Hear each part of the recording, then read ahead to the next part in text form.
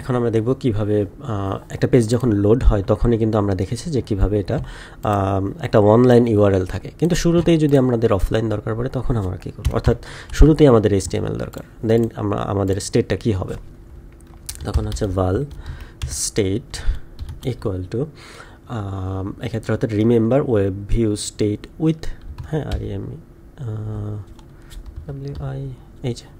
With HTML data বা file. আমাদের তো ফাইল লাগবে, কারণ এক্ষেত্রে তো আমরা ফাইল লোড করাবো।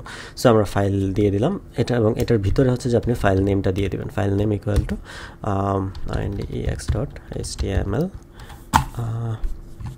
এই কোডটাকে আমরা কমেন্ট করে দিলাম, কারণ আমরা অনলাইন থেকে লোড করাতেছি না, আমরা অফলাইন থেকে লোড করাতেছি। এবং এটা আচ্ছা, এটা ডেপ্লিকেটেড হয়ে গেছে। এটার ভিতরে কী আছে আমরা একটু দেখার চেষ্টা করি। ফাইল নেম, রিড টাইপ,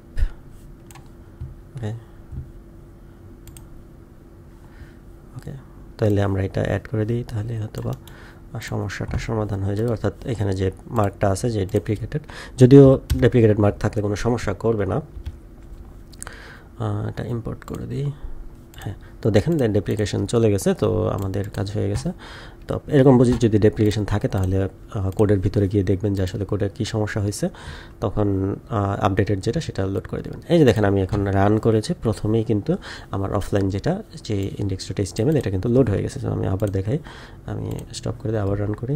এই দেখেন, হ্যাঁ, তো শুরুতেই হচ্ছে যে অফলাইন থেকেই লোড করেছে। তো মাই সাইটে গেলে অনলাইন থেকে লোড করবে। ধন্যবাদ।